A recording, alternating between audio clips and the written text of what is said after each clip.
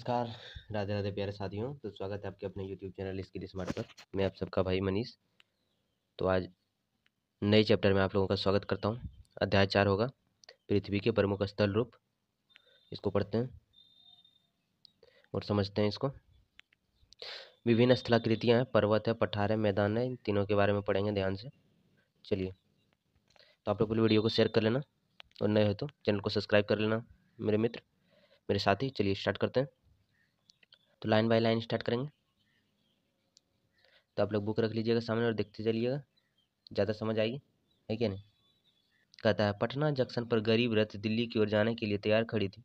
बिहार के विभिन्न जिलों से आए लड़कियां और लड़के शिक्षिकाओं के नेतृत्व में 26 जनवरी की परेड में भाग लेने दिल्ली जा रहे थे। कहाँ जा रहे थे? दिल्ली जा रहे थे। सभी अपने अपनी सीट पर बैठ गए थे। गाड़ी चल पड़ी। सभी बच्चे बहुत उत्साहित थे। थोड़े देर में गाड़ी के सोन नदी के पुल पार करने की चलिए आगे बढ़ते हैं।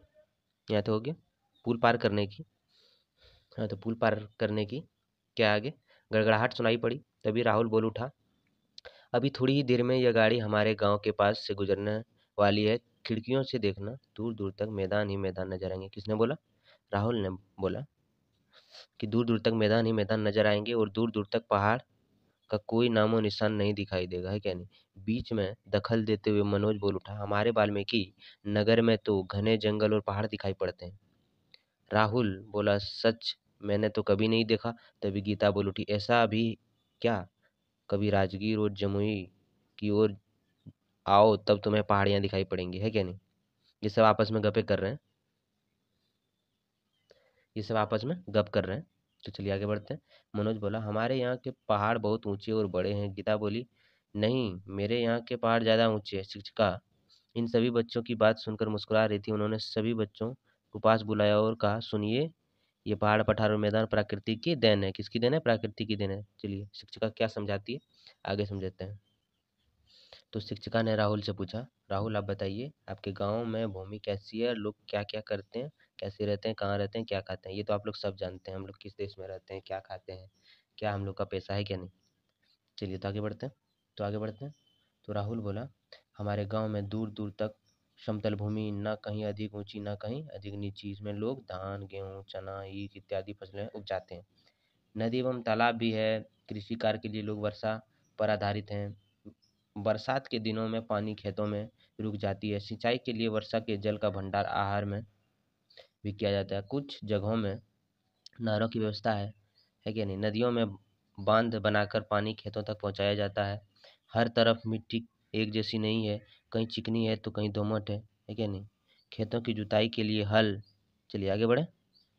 जुताई के लिए हल है क्या नहीं। कहता है हल के बाद बेल, ट्रैक्टर एवं पावर टिलर का उपयोग किया जाता है क्या नहीं। दोस्तों, तो पावर टिलर से मैं भी खेती करता हूँ, है क्या नहीं। पावर टिलर है मेरे पास। आप लोग के पास क्या क्या है? बेल है या ट्रैक्टर है? पावर टिलर जो है कमेंट में लिखो जल्दी जल्दी भाई। चिकनी मिट्टी को केवल मिट्टी भी कहते हैं जिसमें धान की फसल खूब उगती है। किस मिट्टी में? चिकनी मिट्टी में धान की फसल ज़्यादा होती है। याद रखिएगा, ये सब ऑब्जेक्टिव बनेगा। दलदली मिट्टी में दलहन की फसल खूब होती है। किस मिट्टी में? दलदली मिट्टी में दलहन खूब होती है। चलिए, कई गांव पक्की सड़क से जुड़े हैं तो कई गांव कच्ची सड़कों से। यहाँ पर बैलगाड़ी, ट्रैक्टर, ठेला, ऑटो आदि सामग्रियाँ, पशुओं का चारा इत्यादि ढोए जाते हैं क्या नहीं। कुछ लोग बस और रेलगाड़ी से शहर में नौकरी करने जाते हैं। ये तो हम लोग का भी गाँव में होता है क्या नहीं। तथा शाम में घर वापस आ जाते हैं। कई गाँवों में नदी नालों के किनारे सरकार ने पेड़ भी लगवाए हैं। कुछ लोगों ने अपनी ज़मीन में लकड़ी और फल के लिए बगीचे भी लगा रखे हैं। शहरी क्षेत्र के नज़दीक वाले खेतों में सब्जियां की खेती की जाती है। साथ ही घरों के नज़दीक वाली ज़मीन पर कुछ किसान सब्जियां भी उगाते हैं जिनकी बाजार में खूब मांग है। रहने के लिए पक्के एवं कच्चे मकान हैं, है क्या नहीं। आगे बढ़ते हैं। रहने के लिए कच्चे पक्के सब मकान है हमारे गाँव में, और शायद आप लोग का भी गाँव में होगा, है क्या नहीं। आगे बढ़े। तो आगे है खाने में। आगे क्या है? खाने में भात, रोटी, दाल, सब्जी, दूध, दही, चूड़ा, सत्तू एवं चना प्रमुख है क्या नहीं। बिहार के लोग ज़्यादा क्या खाते हैं? रोटी, दाल, सब्जी, दूध, दही, है क्या नहीं। चूड़ा, सत्तू, ये सब खाते हैं बिहार के लोग ज़्यादातर। बहुत अच्छा। राहुल राहुल ने ये सब बता रहा था। किसने बताया? राहुल ने। आपने बहुत अच्छी बात बताई। है कि नहीं। शिक्षिका ने बात आगे बढ़ाते हुए कहा, प्रायः नीची और समतल भूमि का प्रदेश मैदान कहलाता है। मैदान कौन कहलाता है? नीची और समतल जितनी भूमि है ना उसको मैदान कहते हैं। मैदानों की सबसे बड़ी विशेषता यह है कि वे समुद्र से ऊंचे या नीचे हो सकते हैं, परंतु अपने समीपवर्ती पठार तथा पर्वत से ऊंचे नहीं हो सकते। उसके समीप जितने भी हैं, मतलब समतल भूमि होगा वो, मतलब मैदान के जितने भी अगल बगल के हैं, क्या वो ऊंचे रहते हैं? नहीं, मैदान तो पूरा समतल रहता है, वही बता रहा है कि नहीं। यह प्रायः एक ही प्रकार की मिट्टी से बने होते हैं जिसमें थोड़ा बहुत स्थानीय अंतर होता है कि नहीं। थोड़ा हो सकता है, लेकिन ये एक ही मिट्टी के बने होते हैं। कौन? मैदान। चलिए आगे बढ़ते हैं। आगे है, मैदान मुख्यतः 3 प्रकार के होते हैं। मैदान कितने प्रकार के? 3 प्रकार के। पढ़ते हैं, सबको पढ़ेंगे बारी बारी से। चलिए स्टार्ट करते हैं। पहला नंबर क्या है? पहला है अपर्दन मूलक मैदान। तो इसको क्या लिखा गया? वे मैदान जिनकी रचना में अपर्दन की क्रिया प्रमुख हाथ रहता है, प्रमुख हाथ रहता है, अपर्दन मूलक मैदान कहलाता है। जैसे फिनलैंड का मैदान, उत्तरी यूरोप तथा कनाड पूर्वी क्षेत्र में मैदान, ये सब उदाहरण दे रहा है उसका। चलिए दूसरा है निक्षेपण मूलक मैदान। निक्षेपण की क्रिया के द्वारा नदियों, हिमानी वायु तथा सागरी तरंगों में जो मैदान बनता है उसे निक्षेपण का मैदान कहते हैं। जैसे केरल का जो मैदान है। चलिए आगे बढ़े। क्या है? केरल के तट का मैदान, हंगरी का मैदान, ये सब उदाहरण दे रहा है उसका। चलिए रचनात्मक मैदान कौन है? इस प्रकार के मैदान का निर्माण पृथ्वी की आंतरिक हलचलों द्वारा होती है। जैसे उत्तरी अमेरिका का मध्यवर्ती मैदान। मैदानी क्षेत्र में जीवन यापन के लिए भोजन, जल, आवास एवं परिवहन की सुविधाएं आसानी से उपलब्ध होती है। ऐसे क्षेत्रों में सड़क मार्ग, रेल मार्ग एवं अन्य सुविधाएं आसानी से प्रदान की जाती है। ठीक है। यानी शिक्षिका ने कहा, बिहार का अधिकतर भाग गंगा नदी के दोनों तरफ मैदानी भाग के रूप में फैला हुआ है। हम लोग भी अगर रहते हैं ना, तो कौन सा क्षेत्र में? मैदानी क्षेत्र में, जो कृषि कार्य भी होता है। ऐसे मैदान पश्चिम में पंजाब से लेकर पूर्व में असम तक मिलते हैं। ये इलाके सतलज, गंगा और ब्रह्मपुत्र के मैदान कहलाते हैं। यह पूरा, चलिए आगे बढ़ते हैं। क्या है? यह पूरा, तो यह पूरा मैदानी क्षेत्र अन्न उत्पादन के लिए प्रसिद्ध है। क्या उत्पादन के लिए? अन्न उत्पादन के लिए प्रसिद्ध है। इसे भारत के उत्तरी विशाल मैदान के नाम से भी जाना जाता है। तो चलिए, तो ये आप लोग के लिए पता करना है। आपको क्वेश्चन यहाँ दिया गया, भारत के नक्शे पर पता कीजिए कौन कौन से राज्य मैदानी क्षेत्र में। ये आपका क्वेश्चन है, ये 3 क्वेश्चन है आपके लिए, आप इसको सॉल्व करने का कोशिश कीजिएगा। आगे बढ़े। चलिए तो पठार को पढ़ते हैं। पठार है आगे। शिक्षिका की बातें सुनकर बच्चे आपस में बातें करने लगे। तभी शिक्षिका ने कहा, मैदानी भाग के अलावा हमारे देश में पठारी क्षेत्र भी है क्या नहीं? सिर्फ मैदानी ही नहीं है, पठारी भी है। क्या आपको मालूम है? बच्चों ने नहीं में सिर हिलाया। शिक्षिका ने क्या बताया? पठार आसपास की भूमि से ऊंचा होता है तथा उसके ऊपर का, आगे बढ़े। चलिए आगे बढ़ते हैं। शिक्षिका ने बताया, पठार आसपास की भूमि से ऊंचा होता है तथा उसके ऊपर का भाग सपटा होता है। पठार की ऊंचाई कुछ 100 मीटर से लेकर कई हजार मीटर तक हो सकती है। कुछ पठार तो हजारों किलोमीटर क्षेत्र में फैली होती है। हमारे देश में दक्कन का पठार तथा छोटा नागपुर का पठार इसके अच्छे उदाहरण है। तिब्बत का पठार संसार का सबसे ऊंचा पठार है। पामीर के पठार को संसार की छत कहा जाता है। राजू पूछ बैठा, इन पठारों में क्या मिलता है? इन पठारों में खनिज के भंडार मिलते हैं। क्या मिलते हैं पठार में? खनिज के भंडार। शिक्षिका ने बता दिया, है क्या नहीं। देखिए यहाँ चित्र में देखिए एक बार, प्रायद्वीप भारत का मानचित्र है। इसको बनाने की कोशिश कीजिएगा अपने नोटबुक पर। चलिए तो आगे बढ़ते हैं। चलिए तो पठार हो गया, अब पर्वत को समझते हैं।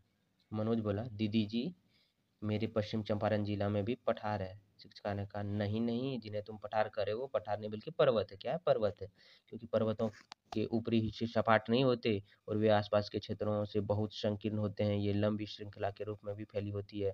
ऐसी श्रृंखला को पर्वत श्रेणी कहते हैं। बहुत ऊंचे होने के कारण कुछ पर्वतों पर हमेशा बर्फ जमी रहती है और इनसे कई नदियां निकलती है। भारत में हिमालय पर्वत पर बर्फ जमी रहती है और कई नदियां भी निकलती है। कहाँ बर्फ जमी रहती है बता दीजिए आप लोग? तो हिमालय पर्वत हो जाएगा। क्या हो जाएगा? हिमालय पर्वत। अरावली पर्वत पर बर्फ तो नहीं जमती, परंतु वहां भी वर्षा जल के कारण नदियां निकलती है। क्या अरावली पर बर्फ नहीं जमता, लेकिन वहां भी काफी वर्षा होती है, वहां से भी नदी निकलती है। चलिए आगे बढ़ते हैं। चलिए एक बार हिमालय पर्वत को आप लोग देख लीजिए। हाँ, एक बार हिमालय पर्वत को आप लोग देख लीजिए। ये हिमालय पर्वत, समझ गए? हिमालय पर्वत कितना ऊंचा है देख लीजिए। चलिए तो आगे बढ़ते हैं। तो आगे है, हिमालय पर्वत की अधिक ऊंचाई के कारण उसके शीर्ष भाग में बर्फ जमते हैं। क्या नहीं? उसके ऊपर वाले भाग में क्या जमते हैं? बर्फ जमते हैं। लेकिन कम ऊंचाई के कारण अरावली पर बर्फ नहीं जमते। लेकिन हाल ही के दिनों में वहां भी तो बर्फबारी हुई थी। अच्छा, मनोज ने कहा कि अरावली पर भी तो बर्फबारी हुई थी। हाँ हुई है, और ऐसा होना पर्यावरण में बदलाव का संकेत है। अच्छा, दीदी बोली। चलिए चर्चा कीजिए एवं बताइए, इसको आपको बताना समझाना है। चलिए आगे बढ़ें। तो आगे है देखिए, पर्वतों का आकार एक जैसा नहीं होता। बिहार में बड़े पर्वत तो नहीं है, किंतु छोटी छोटी पहाड़ियाँ जरूर है, जिन्हें आप राजगीर की पहाड़ी कह सकते हैं क्या नहीं, गिरिए कहते हैं, बराबर, हवेली, खड़गपुर और मंदार हिल जो हमारे बांका डिस्ट्रिक्ट में है क्या नहीं मेरे मित्र, ये हमारे डिस्ट्रिक्ट में, ये मंदार हिल जो है बांका डिस्ट्रिक्ट में। आप लोग कभी घूमने आना इधर। चलिए आगे बढ़ते हैं। दीदी कहती गई। सभी बच्चे ध्यान से सुन रहे थे। उन्होंने आगे कहा, पर्वत से निकलने वाली नदियों को जल का उपयोग सिंचाई तथा पनबिजली उत्पादन में किया जाता है। तो पर्वतों पर कई प्रकार की वनस्पतियां तथा जीव जंतु पाए जाते हैं। इनसे हमें लकड़ियाँ, चारा, औषधियाँ आदि प्राप्त होते हैं। पर्वत पर्यावरण संरक्षण एवं वर्षा कराने में भी सहायक होते हैं, परंतु पर्वतों पर है क्या नहीं यातायात कठिन होता है। वहाँ रहना बहुत कठिन हो जाएगा, है क्या नहीं। यहाँ खेती करना भी कठिन होता है।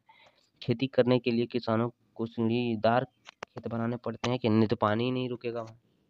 समझ गए, यही सब दिक्कत है पर्वत पर। चलिए आगे बढ़े। देखिए पर्वतों पर किस तरह सीढ़ीदार खेत बनाते हैं, देखिए तब पानी रहता है, नहीं तो पानी रहेगा ही नहीं। चलिए आगे बढ़ते हैं। आगे आगे है घने जंगल। अत्यधिक ऊंचाई एवं परिवहन का अभाव होने से यहाँ का जीवन मैदानों की अपेक्षा कठिन होती है। क्या होती है, बहुत कठिन होती है। कहता पर्वतारोहण, पर्वत के ऊपर चढ़ना को पर्वतारोहण कहते हैं। चलिए आगे बढ़ते हैं। पर्वतारोहण का खेल अधिक ऊंचाई वाले पर्वतों पर होता है। सैलानियों के लिए ये पर्यटक स्थल आकर्षण आकर्षण के बाद केंद्र होते हैं। पहाड़ यहाँ बर्फ जमी रहती है कि नहीं, केंद्र होते हैं। आगे है पहाड़ जहाँ बर्फ जमी होती है, वहाँ वहाँ पर लोग स्काइंग करते हैं, चढ़ते हैं क्या नहीं। शिमला और कश्मीर में पर्यटक इसका खूब आनंद लेते हैं। हाँ दीदी, मैंने फिल्मों और टीवी में भी ऐसा देखा है। राहुल बोल उठा।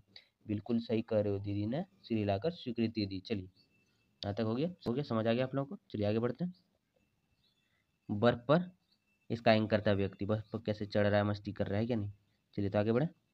चलिए आगे है, दीदी ने बताया कि पर्वत 3 प्रकार के होते हैं। कौन कौन होते हैं, वलित पर्वत, बरनसोत पर्वत, ज्वालामुखी पर्वत। चलिए एक एक करके पढ़ते हैं। तो वलित पर्वत में क्या है, इनकी सतह कैसी होती है, इनकी सतह उबड़ खाबड़ एवं शिखर शंखाकार होती है। शिखर जो होती है शंकु के आकार का इस प्रकार होती है क्या नहीं, शंकु आकार इस प्रकार।